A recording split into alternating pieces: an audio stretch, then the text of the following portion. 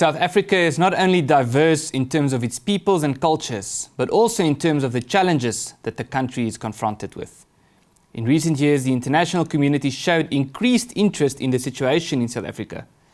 This is mostly as a result of reports of large-scale corruption by members of the ruling party, violence on South African farms, xenophobic violence, the failure of the electricity supplier, and the South African government's initiative to change the constitution to empower the state to expropriate private property without compensation. In the turmoil that currently exists in South Africa, many voices have come to the fore in either criticizing or defending the actions of the South African government and the ruling ANC. There are also conflicting reports about the true extent of these problems in South Africa. For example, a report by an agricultural organization in South Africa claimed that violent attacks on South African farms was at a 19-year low. This was widely reported by the international media and was also used to criticize those who are calling for a more comprehensive reaction to these crimes. However, that report was soon proven to contain inaccurate information, and its authors have subsequently concluded that they were given inaccurate information by the South African Police Service. In another report, certain percentages were provided about the racial breakdown of ownership of land in South Africa. Among other, it was claimed that 72% of the 30.4% of land in South Africa that is owned by individuals, thus excluding the state, companies, trusts, etc., was owned by white people. The claim was thus that white individuals own 21.9% of land in South Africa.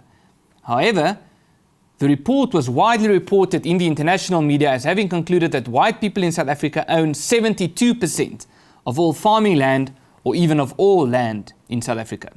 Moreover, there are some prominent conspiracy theories about events in South Africa, such as the conspiracy that South Africa is in fact ruled by white monopoly capital.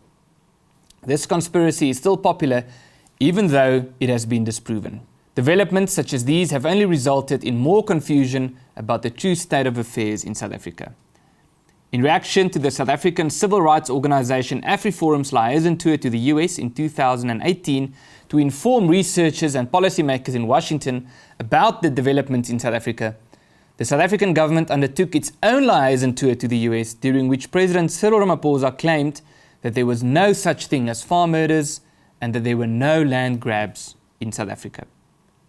What makes it even more difficult to obtain an accurate grasp on the situation in South Africa is the political climate that currently exists in the world, in which frictions between different ideological predispositions are evidently on the increase. This may be defined in many different ways, whether the left or the right, liberal versus conservative, the West versus the rest, and so forth. As a result, many opinion pieces were published in which the author was more driven by the need to strengthen a particular side of the argument rather than to provide a proper presentation of the facts to help readers to create an informed understanding of the situation.